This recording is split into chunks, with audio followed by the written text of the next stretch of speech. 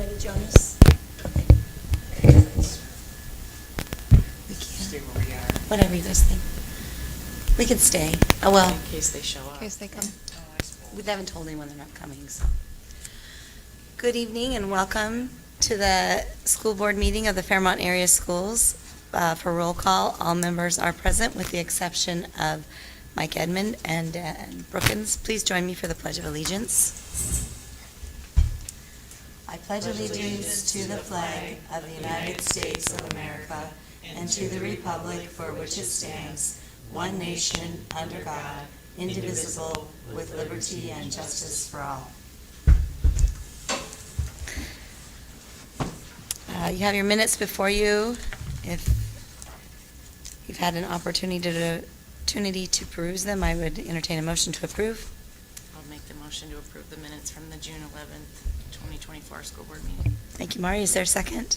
I'll second it. Thank you, Julie. We have a motion by Mari, second by Julie, to approve the minutes from the June 11th school board meeting. Any changes or discussion? All those in favor? Aye. Aye. Opposed? Motion carries. Agenda, we have a green agenda in front of us. If any other changes? I would add a CER update, Okay, to the committee reports? but I have to leave at 6:15, so. Okay, So keep it moving. we'll do that. Any other additions or changes? Okay, I'd entertain a motion to approve. Make a motion to approve the agenda as presented in the green agenda. Thank you, Julie. Do we have a second? I'll second it. Ju- Motion by Julie, second by Mari, to approve the green agenda as presented with the addition of the board CER report. All those in favor? Aye. Aye. Opposed? Motion carries. We have do you have a superintendent's report? I'll give just Okay. a couple updates. One of the things in the summer months, obviously, one of our focal points is to ensure we're adequately staffed for the upcoming school year. We currently still have two junior high science teaching positions open that we're working to fill. Our junior, senior high principals are doing a great job of reaching out and advocating for those positions. We do have a prospective candidate visiting on Thursday, so we'll determine how that turns out. And we had a meeting earlier today to determine other options as we proceed through the summer months in the event we need to be creative in our staffing model for the upcoming school year. So just wanted to give everyone an update on that. Other than that, we've had a lot of meetings leading up to today to update contracts for individuals and groups throughout the districts, and that will be in front of you to approve today, and we'll comment on some of those things as well as operations matters as they come about later in the meeting. Thank you. Question for you is, where do we advertise these positions? Where, if somebody, I see some applications that you can apply on Facebook for those who are, but where other places do we, where do applicants, I'm sure a teacher probably knows where to look for a teaching position. Is there anything, like, even that we can do that's maybe out of the box that? Yeah, so a couple things that we've largely focused locally and throughout the state of Minnesota, and the surrounding states as well, through what used to be termed Ed Posts, and I'm forgetting the new updated Minnesota jobs, Minnesota Ed Jobs. Okay. So it goes, broadly there. We have not done what I would say an aggressive national search or international search at this time, but those could be other options as well that we could. But something could like that consider. then could also be timing as for the start of the school year. Correct. Even now is probably, if we're Yeah. international especially. Yeah, internationally wouldn't, that'd be more difficult at this time, but nationally would still be an option.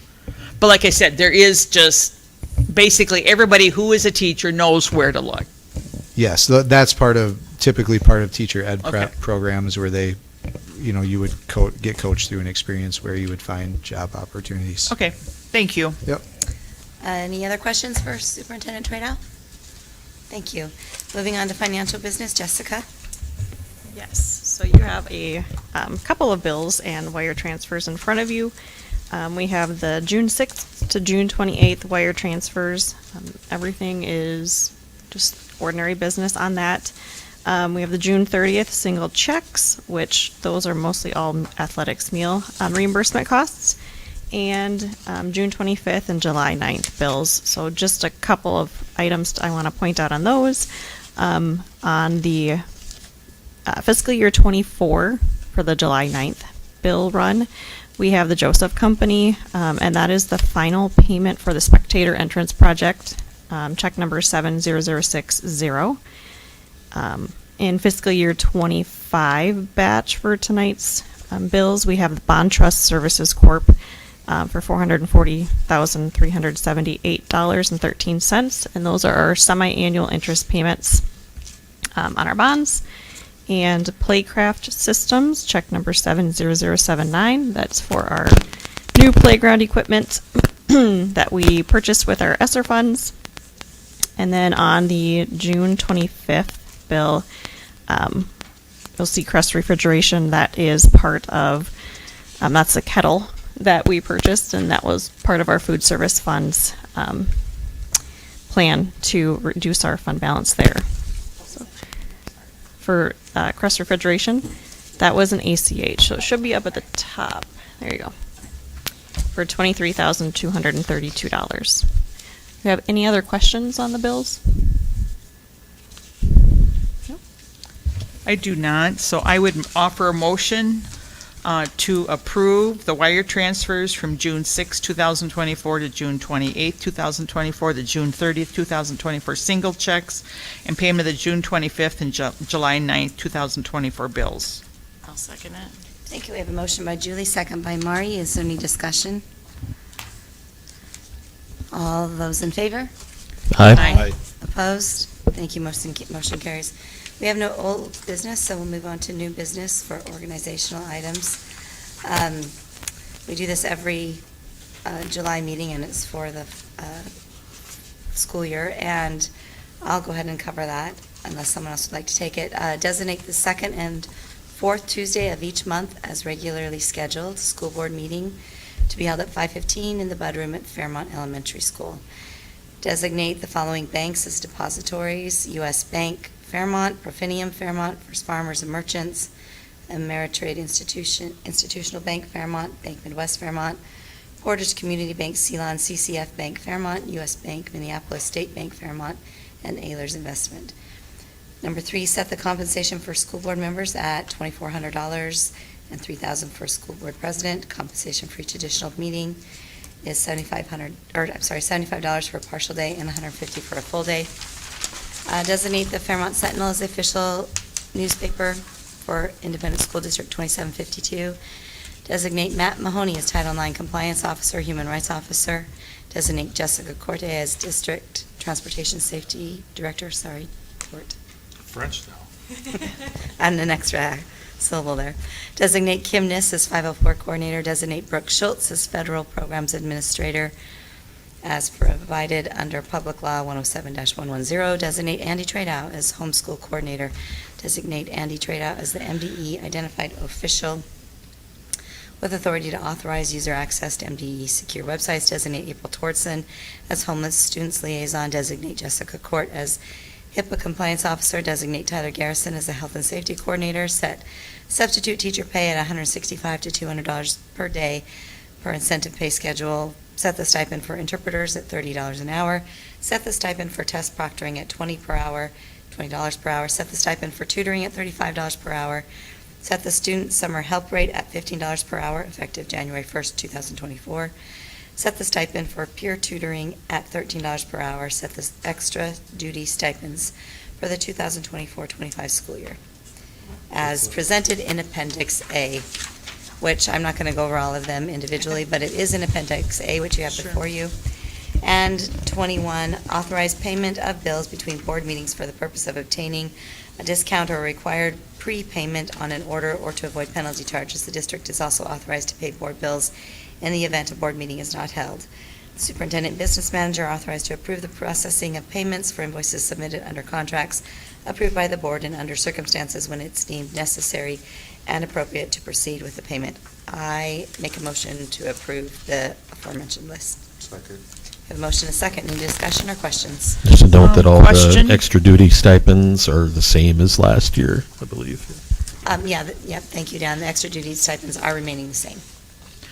The question I have is the student summer help rate at $15 an hour. It was effective 1/1/24. So we had changed it at that time and we're just renewing it, or is that mean back pay for? No, we had approved it at a previous board meeting. We took a more progressive approach in changing that going into the employment period for summer help. And so this is just reiterating it more as a reminder for us so that Okay. we, in future years, remember to update that as No, needed. and that's more of what I was Yeah. wondering. I thought we did it, but like I said, when it went back, I was like, uh-oh. No, So, that's thank a you. good question. Any The- other? Yeah, the only other thing I would point out is when we make a final determination on the investment of our hunt fund proceeds in revenue, we will bring that to the board in August to update potential for an additional depository if needed. So there would be maybe a depository that is not listed here? Correct. Already? Any other discussion or questions? All right, all those in favor? Aye. Opposed? Thank you, motion carries. Moving on to item B, Minnesota School Board Association. MSBA continues to offer our district valuable services in the areas of board training and development. They serve as an excellent resource when questions arise. We also continue to utilize MSBA's policy services on a regular basis. It's very helpful for us to receive updates from MSBA when policy changes are required or recommended based on legislative, active, or best practices. So with that, I'll make a motion to approve the renewal of the following MSBA resources for the 2024-25 school year.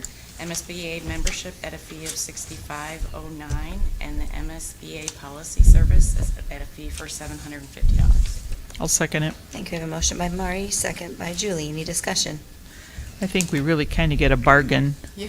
for our, this is something, MSBA is open for our board, for the superintendent, for principals, to, as a resource for all of our needs, our, searches that we have. Yes, there are some things, we have a special, let's say, a project that we need some extra research, there is some extra fees, but really for the price that we pay for that, this price, we don't pay anything extra for our winter conference. Right. And, this includes all that as well. I think we get a lot of bang for our buck. Yeah, And especially so, especially the policies Right, and how many legislative policies that our legislature this last year ago instituted and changed. And, it was an immense need to have that ability for them to have gone through those and kind of help us to weed through that, so. No, it is nice. I've used their services before. When I've had a question, I've called up there to make sure that we've been compliant with state law on things that we're doing, and it's a very nice service to have. Any other discussion? All those in favor? Aye. Opposed? Thank you, motion carries. MOU Appendix B. Yes, I think that one is me, the Memorandum of Understanding Counseling Services of Southern Minnesota. This is between Fairmont area schools and the counseling services, basically the same thing. As far as I know, there really is no other changes. Let's just see if there's anything noted on here. It's just a renewal of our current agreement with them for the 24-25 school year. Agreement allows the CSMM staff to work collaboratively with our district staff to provide mental health services to our students. And I know that there's just a great need for some families, for students to have that ability. I know they're limited to how many students that they can see at a time and that, but it can vary as the time that they need, or they can adjust some schedules and stuff. So it's a very needed service for us to have available for our students. So I will make a motion to approve the renewing of this memorandum of understanding with Counseling Services of Southern Minnesota for the 24-25 school year. Thank you. Do we have a second? I'll second. Motion by Julie, second by Jen. Any discussion? All those in favor? Aye. Aye. Opposed? Thank you, motion carries. Audit services, Fairmont School District has idolized Eide Bailey for its annual audit of the district's financial statements for the past 7 years. We discussed this in the operations meeting yesterday. The administration has recommended we continue with Eide Bailey for the fiscal year ahead. Anticipated fee is $35,500. Technology fee of $1,775. Single audit fees starting at $5,700, an increase of approximately $3,275 from our 2023 fee that we paid. While that increase was a little bit higher than I would have liked to have seen, I understand that it's a very tight market of getting availability for companies like this to do audits. In fact, I've heard of a few school districts that were actually dropped because these companies are extremely busy as we finish up with keeping track of the ESSER funds and all the changes that happened there. So I would recommend and move that we approve the audit with Eide Bailey for the 2024 school year. I'll second it. I think we have a motion by Dan, second by Mari. Any discussion? I'd hope that for what we are paying, we get a little bit more attention to detail in the work product that is presented to us when they present to us next. Because the last time they presented to us, it had old data in it and reused graphs and pictures. It's a summary. The actual audit itself was all, state of the art. But when they're doing a summary presentation to us, it needs to look like they spent more than 5 minutes on it, in my opinion, for how much we're paying. That would be my only comment. That's on the presentation. That's not on the actual audit work itself. And a lot of this, my understanding, is not actually done on site anymore. Years ago, they came on site and did a lot of this, whereas they're able to do a lot of this. And I think there again, we see what we were able to do with COVID and not being with people using like the technology that was available. So,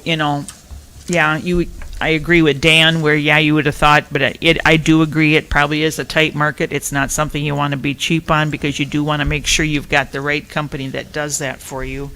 But like I said, when that expense does not have to include all the travel time, because there was times where there would be a room full 5, 6, 7 different individuals that were, probably all drove their vehicles to Fairmont to open up the books. And we don't have the books ledgers that we would had in years past either. So, it has saved on that. But yeah, you would think, yes, Jessica, the did we time. have 2 or 3 people here last year on site? There was at least 3, if not 4. Yeah, they did a hybrid model to Julie's point last year where some of the work was on site, some of it was Okay. remote. So then they could ask Jessica going through, in essence, her first full audit last year, that they could dialogue and ask questions as needed. So that was helpful. And I think, are they planning to be on site again this year? Correct. Yep, the week of August 5th, they'll be here at least one day. If you approve it here through a vote. But I mean, it was like a Yeah. week, a good week, if Yeah. not even a week and a couple Yeah. days, or, We've kind of morphed into, now we have a lot more stuff that's uploaded into our smart system, and they have access to actually get in there and view things. So they can take a lot less time on site, but still a definite project. And there's been a lot of new accounting standards issued in the last 5 years too. At some point, we'll want to consider a switch. Yeah. Maybe even get to 10. Yeah. 7's a long time to use the same auditor. We did talk about that in our meeting, and that we felt like it was probably important until the ESSER funds are Ah, yeah, finished being used, that we at least stick with the same auditor until the end of that, because they've been with us through the whole ESSER fund And distribution. as things continue in the future, it might be a little more simple as far as getting back to the kind of procedure that we were used to before all of the pandemic changes. So I'm hopeful that we'll have a chance to have a competitive look at that in the future. But as for this year, I'd say we'll stick with Ide Bailey. Yep. This will be your second run around with the same crew, and like that's a factor too. Like, Yeah. it's not helpful for you or the district to introduce. I mean, they're going to be similar. I mean, they're all using government accepted accounting practices, but like it's just it makes sense. But yeah. So Any other discussion? All those in favor? Aye. Aye. Aye. Opposed? Thank you. Motion carries. Long-term facility maintenance plan. I think that's Appendix D. Jessica, do you want to go over the highlights, and then I'll make a motion? Annually, we do need to approve fiscal year, right now it's 2026 application.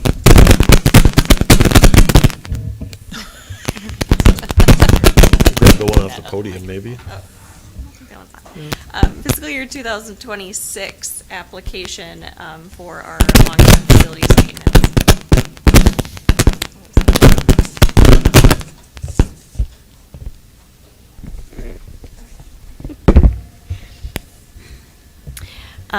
So, with that, pull this up. So it's a 10-year plan. The main thing that the state is looking at is fiscal year 2026 and on. And on the expenditure application in front of you is where everything is pulled together as far as our beginning fund balance, revenue for each year projected, and then our expenditures that Tyler goes and puts together on his 10-year plan each year and readjusts as needed. So for 2026 anyways, we are looking at revenue anticipated of $644,741, and right now expenses about $599,000. So the main thing is just to look at and make sure that we aren't going negative and that our plan is sustainable. And with the current figures in there, it does show an increase in fund balance. However, the revenues are based on keeping the students the same. So we do know with, if we're looking at a decline in enrollment, that our LTFM is also affected too. But with where with where we're at with projecting what projects we have going forward, the plan is sustainable. So I'd make a motion that we, where is it? I'll make a motion that we approve the Fairmont Area Schools long-term facilities maintenance budget for the 2024-2025 school year. A second. Any discussion? I'd like to note that I'm glad Jessica pointed out that we're spending less than we're projected to bring in because we can't control the projections. They're a moving target. We can control what we spend or budget. We can't necessarily always control that. And this is one of the things since I've been on the board that Tyler and his team have done, like just the thoughtfulness on what we're doing and when we're doing it. And it's thinking, hey, this thing right here is fine, but in 5 years it might not be. It's just, I think it's a real testament to the long-term planning and big picture analysis that he and his crew do that allows them to keep our buildings in such great shape. Like, it's not by accident. Like, it's hard work, but it's also, a mindful approach. In this plan, I think, puts it on paper. Like, you can see where you're allocating different expenses, and I really do appreciate the effort that goes into that. Can I ask a question? I have two things here. One says we're approving the budget for the LTFM budget for the 24-25 school year, and the other says we're approving the 10-year plan. So it's actually. Which one are we the supposed to approve? Fiscal year 26 LTFM plan, 10-year. So it's, okay, so So I know that's. the agenda different says things. the 2024, Right, and then 2025. the reference says the other thing. So that's why I asked for clarification, what we are supposed to approve. Yeah. Yeah, so Do I need to amend what my we'll motion? sign is a fiscal year 2026 application. Just say this. All right, so, I move to amend my motion to restate it as approving the fiscal year 2026 application for long-term facilities maintenance revenue statement of assurances as issued by the Department of Education in the state of Minnesota. Second. So we have to have an approval to amend it. Yes. And then vote on it. Correct. Whether we approve it. Two approvals. Okay, all those any discussion about amending it? All those in favor? Aye. Aye. Opposed? Thank you. Now, we have the motion to approve it as Mike presented it. Any discussion further on that? I would just add, echo Mike's sentiments. And one of the things that we get when we have other companies come in throughout the summer and throughout the school year, they always comment on the competency of our custodial and maintenance staff and their willingness and ability to help and dig in along with our vendors. A lot of places they will comment, they'll go in, and the on-site staff takes a back seat where our staff is routinely involved in those processes. So they're learning new things too, which long-term helps save us money. So they do a great job there. And then I get the privilege of being in the middle of both sides of it, from the budgetary piece that Jessica primarily works with, and then the project organization piece that Tyler works with. So the three of us collaborate and triangulate that feedback to make sure we're making the right decisions and moving different projects to prioritize things even throughout the year sometimes. So it's a great process. It's a great asset for our district, and just wanted to echo the great job our teams do. We do have that, but I will thank the legislators for putting this plan in place to begin with. Years ago, we didn't have such a document. We did not have this. Many people remember the years that Fairmont went through with a long-term facility plan to upgrade our buildings, to get them to the shape that they are today. And with a document as this, and we did have our legislators come into our buildings and have them understand what processes we went through with that long-term maintenance plan that we did do, and had to do the funding and all that. This has just made it a little bit more simpler. Every year it's gone through, it's fine tooth, and yes, our building and grounds department has done a great job.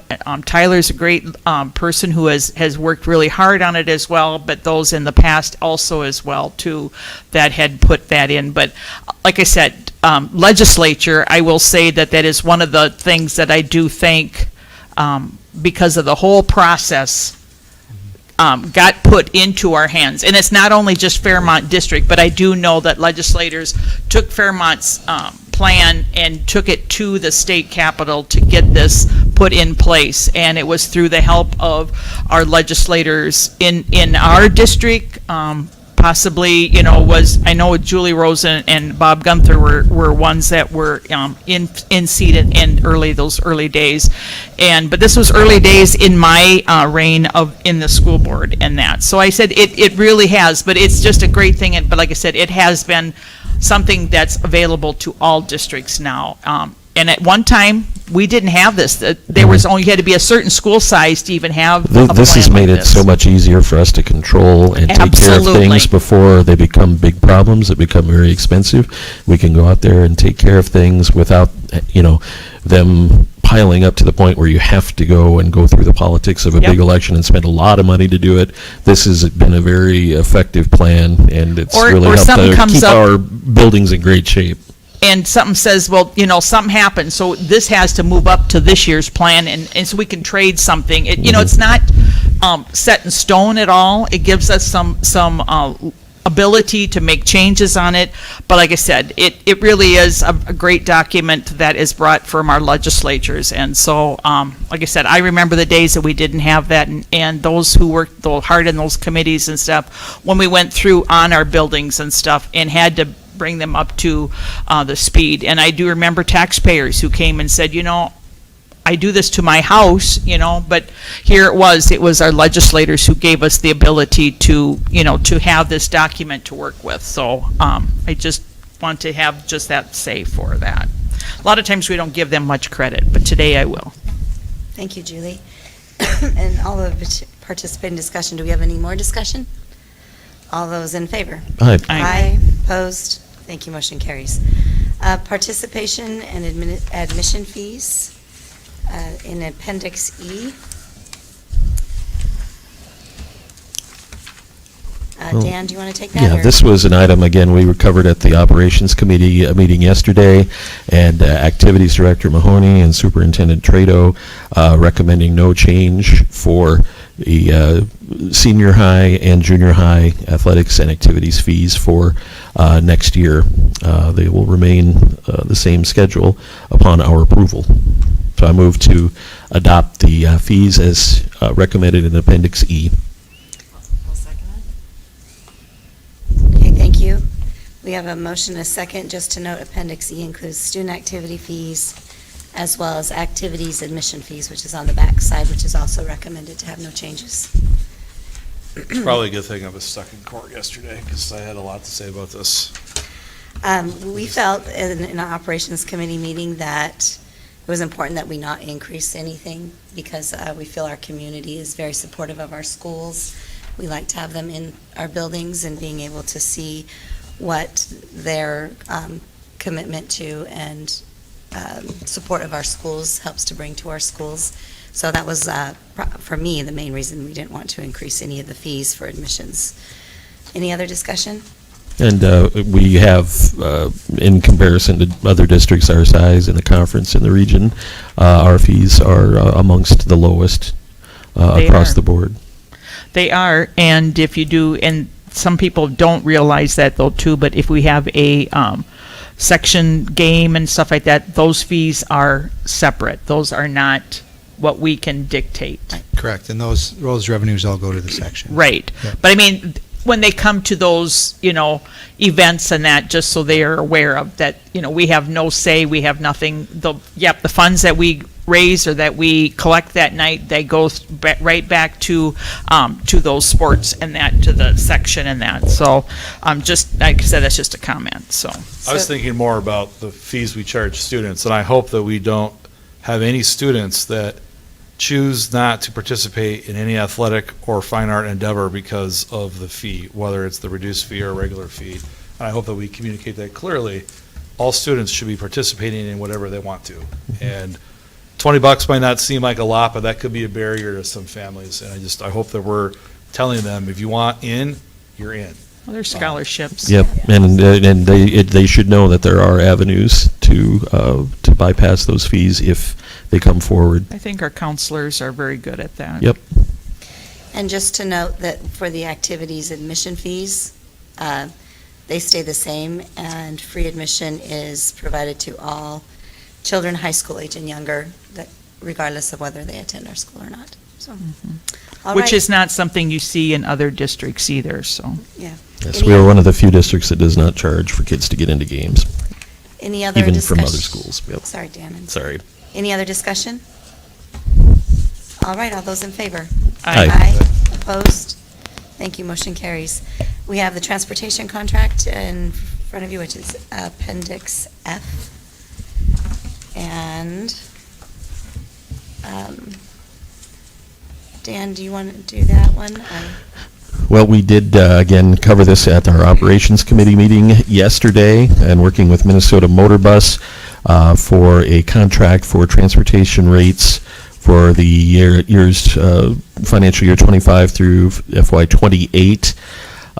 We have had a very good working relationship with Minnesota Motor Bus, and we would like to continue that.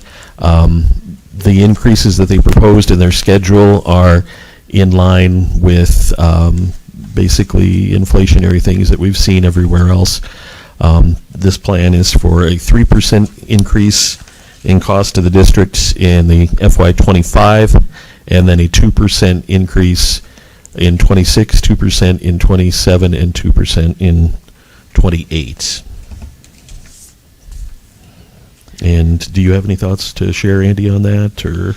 No, Dave Hearn was at our last school board meeting in June and did a great job highlighting the working relationships we have, throughout the districts and amongst other districts, and it's been very positive in my 3 years in this role. And when the committee reviewed this yesterday, both Jessica and I supported that recommendation that we continue the services with Minnesota Motor Bus. Do you have a They motion? sound like very, very, just very reasonable increases. I mean, A lot of this is increases to the drivers, and we know that it's been an issue finding drivers in some cases. So this keeps them competitive to go out and find. well, and that was part of the people to do this. report that we Yeah. heard too, was, how they are being very out of the box on how they get their drivers and stuff. And so we do appreciate that for them as well. Can we have a motion? I move to approve the transportation contract in Appendix F. I'll Thank- second. Thank you. A motion by Dan, second by Jen. Any further discussion?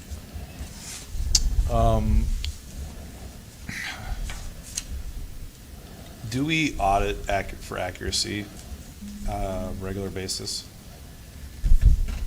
So a lot of this is like a per mile per hour rate, which is appropriate, and the rates don't seem inappropriate at all. I'm just wondering if we have a internal mechanism to verify accuracy, or do they have one? Do we know?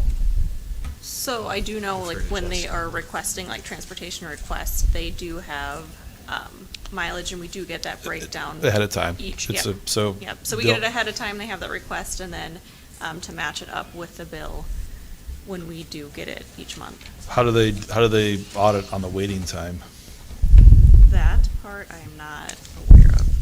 But I know You mean that like at is the sporting one that's- events? Right, I mean, the largest category increase is coach bus waiting time. I mean, again, it's not an unreasonable dollar amount of just like, how do we know that? Like, Know the correct one, and I'll have to look at the breakdown of how they send that to us. I do know it's broken down, there's a transportation request that's done by the activities department ahead of time, and then, those are, when we get the bill, they do break it down per request, per date, and. That is something I think the activities department could we can verify. do, and if there's any really obvious discrepancies in what we would expect it I'm to not, be. yeah, I'm not, Yeah. again, don't mistake me for accusing of it. So, and then the last question I had, Section 8, which is the school board surveillance, this requires them to audit their driver's compliance with our policies at random, and they'll provide the district a log of the bus routes that were reviewed annually. Is that a document that's happening? I know I haven't received that in the past, I don't know if. We've had discussions on review of routes and audits, is that what you're referring to? I'm saying the Like- contract says the bus contractor will provide the district a log of the bus routes that were reviewed annually, and I'm just wondering if that's actually happening. I know that was done last year because Okay. Dave switched a lot of not necessarily switched a lot of the routes, but adjusted the number of stops and locations of stops to make sure they were operating most efficiently. And we did review that. It wasn't in a formalized report. Well, I'm saying that they're letterhead, supposed to pull a camera each week from a bus to watch it, to Okay. make sure that what's happening in the bus and how the bus driver's handling is in conformity with our expectations and our student handbook and all of that, because they are a quasi-actor agent in the school when the students are in the bus. And this is an audit clause, and I'm asking if they actually do this. I believe they do. And so, we could follow up with me later, I just, Sure. they should be. And Well, I know cameras are reviewed nearly on a Mhm. daily basis, which in a lot of times is adjacent to events. events that occur on the buses. And at that time, I know analysis of driver response is Yeah. always a part of those discussions with our principals and Mr. Hearn with Minnesota Motor Bus. So, They've been very responsive. I just, yeah, having been involved in Section 8 being inserted in the contract, I just want to make sure that it's actually happening. sure. Okay, thank you. Any other discussion or questions? All those in favor? I Aye. Opposed? I hope Motion that didn't sound carries. negative. I wasn't, had a very aggressive afternoon in my office. I just, You're they do a pleased great with job. the I'm Minnesota like, Motor that Bus. sounds a little aggressive. I don't mean it that way at all. Okay. Moving on to food service contracts. Is that me? That is you. I could do that. So we have one more year. This will be in the last year in which we do not go or need to go out to bid, and I don't think we need to go out to bid. And so we have a joint agreement with Southern Plains Educational.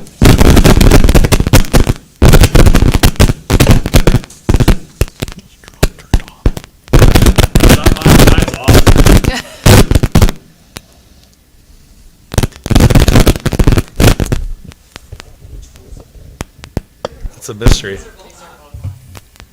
This one's on. You're the only one on right now. I'm on. You're not. I am on. No, the red light has to be on the mic. No, no one's on. Go ahead, give it a shot again, Mike. Hello? Long story short, I make a motion that we renew the joint food service contracts for the 2024-2025 school year for the following partners in the community: Southern Plains Educational Cooperative, St. Paul's Lutheran School, and St. John Meeting School. Thank you. We have a motion made by Mike, second by Mari. Thank you, Mari. Any discussion? I should have said renew without changes. When we do this next year, there'll probably be potentially changes. Just because we'll have a food service contract. Without the bid, yeah. Could be the same, but unlikely. Any further discussion, clarifications? All those in favor? Aye. Aye. Opposed? Motion carries.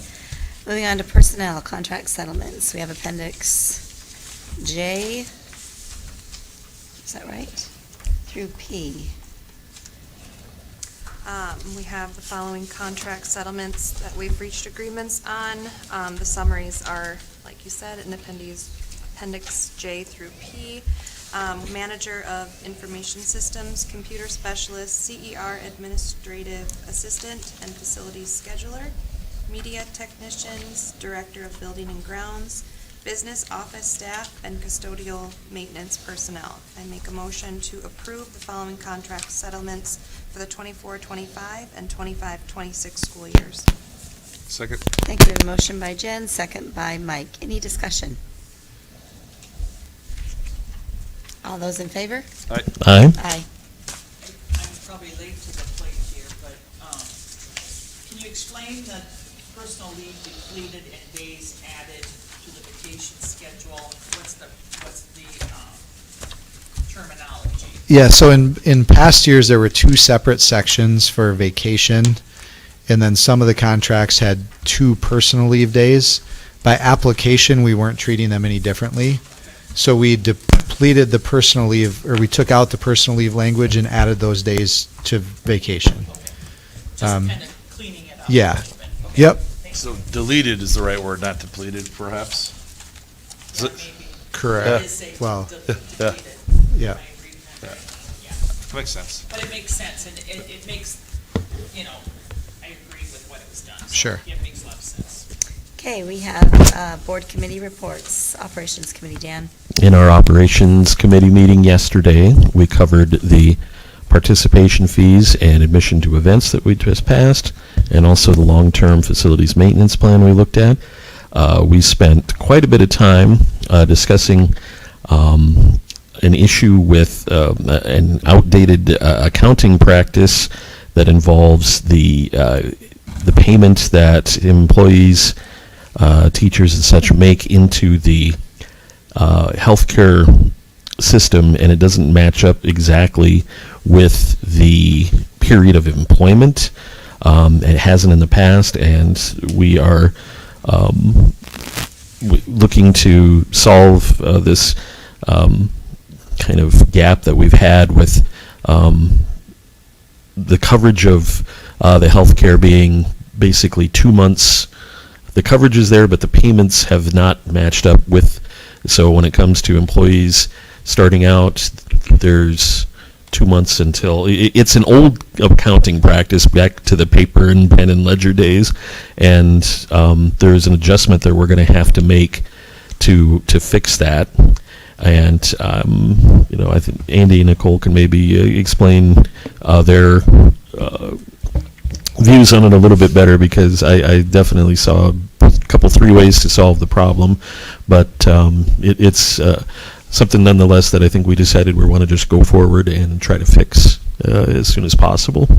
Jessica might be the most appropriate to speak to the Yeah. financial side of it. But one of the things in application too is you explained it well, Dan. From the start of employment date, like in essence, the vast majority of our employees on our school district offered health insurance that are choosing to take our health insurance.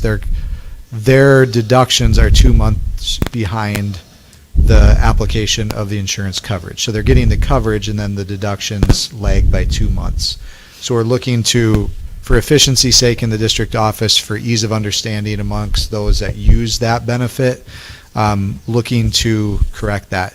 It is currently back in the hands of our school attorney for final review to make sure there aren't any final revisions to what that memorandum of agreement or understanding would look like. And then once we receive that back with approval, it would come before you as a full board at that first meeting in August for final approval. So is this a majority of the employees, or is it teaching staff? Is it, who's all affected? You want to take that?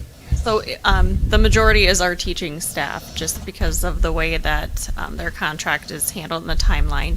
And then it does affect also our ASA group, and I think our para group. So but yeah, teachers are the vast, like 99% of it.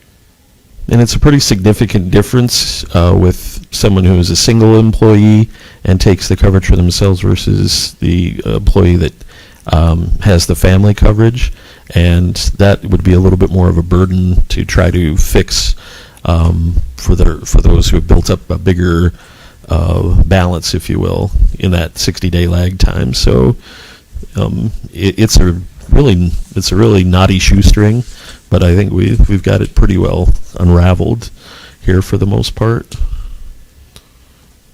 Thank you. Sounds like it was a great meeting. I'm sorry I missed it. Oh, you would have loved it. You'd have loved that part. I would rather have been there than what I was doing. Mari? And then we had the transportation contract, the food service contract, and the contract settlements that we also covered here. In the meeting, we had a couple of other quick discussion items. Also talked about proposals for investment of the Hunt Farm funds.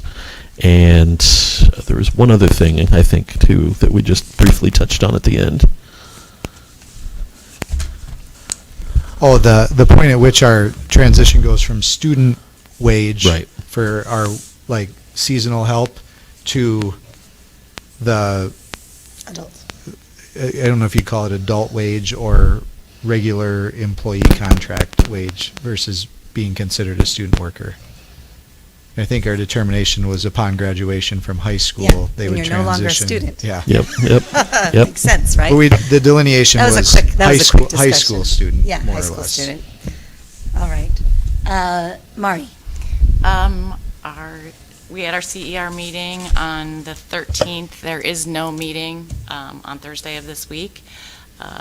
T-ball numbers and flag football numbers are very good. Actually, the building usage numbers are way up significantly. Sponsors have been found. Flag football's been moved to this summer season. The youth roller hockey was canceled because there were only 15 to 20 people that had registered for it, and the logistics just became out of hand. So they're going to think about that and then offer it when they've got all the details worked out. So Steph goes to the Minnesota CEA Summer Institute, a meeting in Painesville. She described it kind of like CER 101, and then learn from people that have already worked out the programs and have suggestions rather than trying to reinvent the wheel. Summer Run is July 27th. There's lots of options for that. Minnesota Twins Clinic is July 28th, and that's going to be capped at 150. She also mentioned that they do offer a softball clinic, which we may look into. And then the next meeting is August 8th. Thank you. Any questions for Mari? All right. I'd entertain a motion to adjourn. So moved. Thank you. A motion by Dan, second by Mike to adjourn. All those in favor? Aye. Aye. Opposed? Motion carries. Meeting adjourned.